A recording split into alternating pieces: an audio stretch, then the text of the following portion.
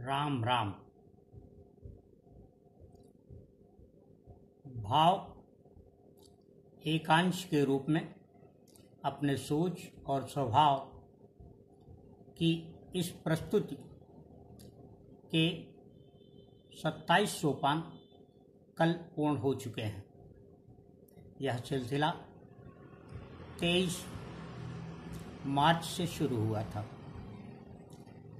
मेरे अनेक शुभेच्छुओं ने फ़ोन कर और कुछ ने सोशल मीडिया पर भी मुझसे ये सवाल किया है कि इसके ज़रिए मैं क्या बनना चाहता हूँ।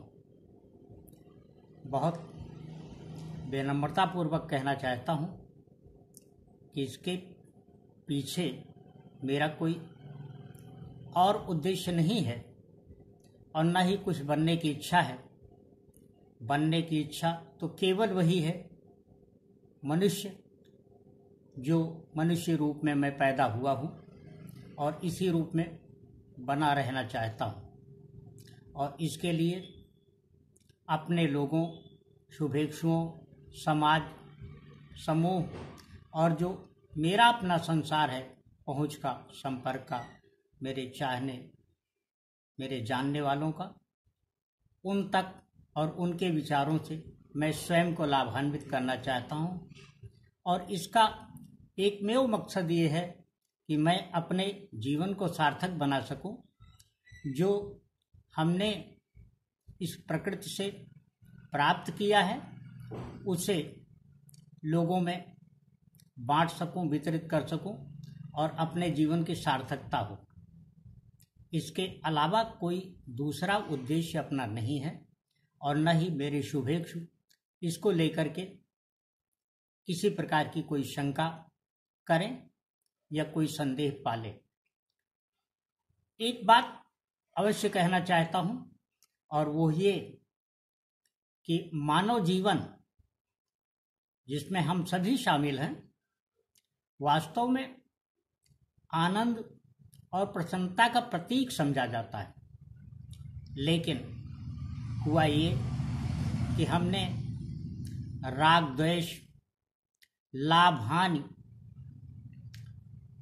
शोभ, क्रोध से इतने तरीके के विकार अपने मन में पाल लिए हैं कि हम स्वयं उस आनंद से, जो हमारे लिए है और हमारे चतुर्दिक दिखाई पड़ता है,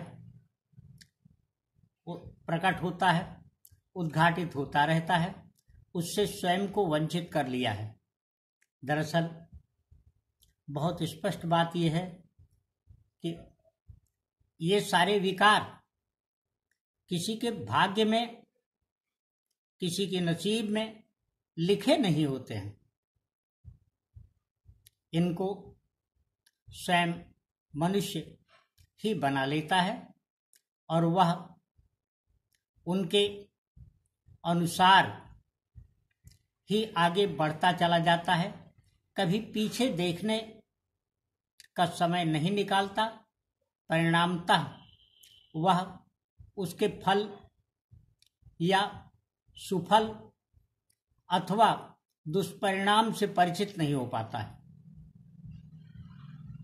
मानव मन जिस प्रसन्नता, जिस आनंद को चाहता है, वही अपने लिए बनाने में अक्षम हो जाता है, असमर्थ हो जाता है। और जब दूसरों को वह देखता है, समझता है, तो उससे उसके अपने लिए किसी प्रकार की समस्या सी दिखने लगती है। वह उसमें किसी न किसी तरह की कुंठा, किसी न किसी तरह का संदेह जो उसका अपना होता है, वह देखने लगता है। उसी की रोशनी में ही निरंतर लिप्त रहता है। नतीजा ये होता है कि उसके पीछे जो है, हम उससे वंचित रह जाते हैं। यह जिंदगी केवल अपने लिए नहीं है, यह हम सब जानते हैं। हम सब के अपने दायित्व हैं और उन दायित्वों को पूरा करने के लिए कोशिश भी करते हैं, किंतु हम अपने अपने तरीके अपनाते हैं। अपनाना भी चाहिए। लेकिन यह भी ध्यान में रखा जाना चाहिए कि हम जो तरीका अपना रहे हैं क्या वह तरीका सही है, वह सलीका सही है। हम यह देखने और जानने की कोशिश करें कि दूसरे लोग जिनकी जिंदगी में सुख है, उनका सुख उन्होंने किस प्रकार से अर्जित किया है, उन्होंने अपना आनंद किस तरह से उठाया है और किस तरह से बनाया है। जहाँ तक प्रश्न है वो मन को साफ करने का है, मन को निर्मल करने का है। एक चौपाई के जरिए समझा जा सकता है, जिसको श्री हनुमान जी ने कहा है कि निर्मल मन जन सो मोहि पावा, मोहि कपट छल छिद्र न भावा। इसको इस तरीके से भी समझ सकते हैं कि प्रभु, वह हनुमान की बात हो, श्री राम की बात हो या परमपिता परमेश्वर का प्रश्न हो, हम अपनी स्वच्छ और निर्मल भक्ति, निर्मल मन, निर्मल सोच से ही उस तक पहुंच सकते हैं, उसे प्राप्त कर सकते हैं। खुद मनुष्य ने अपनी भूल से जो कुविचार या विकार अपने मन मस्तिष्क में पाल लिए हैं, उनको वही समाप्त कर सकता है, दूसरा कोई इसे समाप्त भी नहीं कर सकता। हाँ, यह अवश्य है कि हमारे जीवन में अगर हमने कोई अच्छा गुरु प्राप्त किया है तो उसकी सहायता या उसके द्वारा दिखाए गए पथ पर हम चलते हुए अपने जीवन को सुसंगत बना सकते हैं। लेकिन जीवन में प्रेम का आभूषण, प्रेम का गहना अच्छे संस्कार और अच्छे विचार ही होते हैं। हमारे विचार अच्छे तभी होंगे जब हमारा सोच अच्छा होगा, और अच्छा सोच उत्पन्न हो इसके लिए अच्छी शिक्षा आवश्यक है। अच्छी शिक्षा हमें अच्छे लोगों की संगति से, अच्छे लोगों के विचारों से प्राप्त होती है। हर विचार में अगर हम अनुसंधान करें, लगाएं और उसको अर्थ समझने की कोशिश करें तो पाएंगे कि कोई न कोई एक बहुत अच्छी बात होती है। अलबत्ता हम किन्हीं आग्रहों के चलते हुए या किन्हीं व्यस्तताओं के चलते हुए या प्राथमिकता न देने की अपनी आदत के चलते हुए उसमें वह अच्छाई खोजने से वंचित रह जाते हैं और इसके लिए प्रेरित नहीं हो पाते।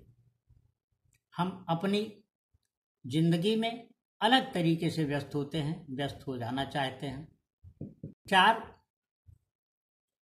और संस्कार को ही जीवन की सही पूंजी कहा गया है। यह हमारे धर्मशास्त्रों में भी बहुत अच्छे ढंग से उल्लिखित है।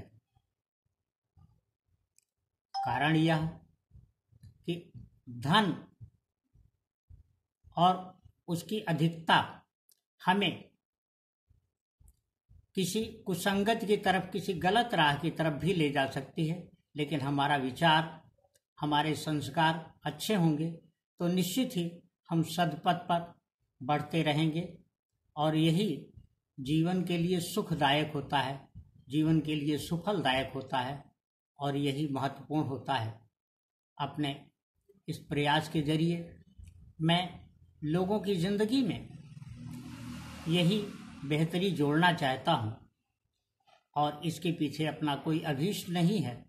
और यह सब कुछ भी मैं इसलिए करना चाहता हूँ कि मेरी अपनी जिंदगी सार्थक हो, और यह सार्थकता तभी आएगी जब लोग के हित में, लोग के कल्याण में करते हुए हम सुकून या संतोष हासिल कर सकेंगे।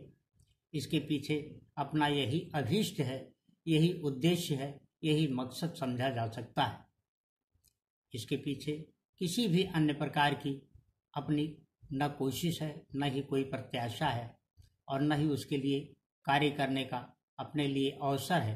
परंतु यह अवश्य चाहता हूँ कि अगर इस प्रकार के प्रयासों से उन लोगों की जिंदगी में जिन्होंने विभिन्न प्रकार की विसंगतियाँ, असंगतियाँ पाल रखी हैं, उससे परेशान हैं, उससे उनकी पीड़ाएं बढ़ रही हैं और वह किन्हीं कारणों से उसे प्रकट न कर घुट घुट कर जीवन जीने के लिए अभिशप्त हैं, उनकी जिंदगी में अच्छाई आ सके तो मेरे जीवन के साथ उनका भी जीवन सुखी होगा और वह स्थिति मेरे स्वयं के लिए आनंददायक होगी।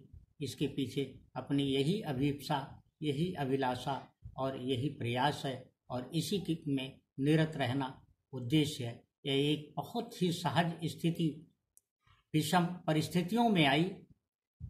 जब लॉकडाउन शुरू हुआ तो काम करने के लिए बहुत कम अवसर रहे और उन अवसरों में हमने यह सोचा, हमने यह समझा किस समय का किस प्रकार से बेहतर उपयोग किया जाए।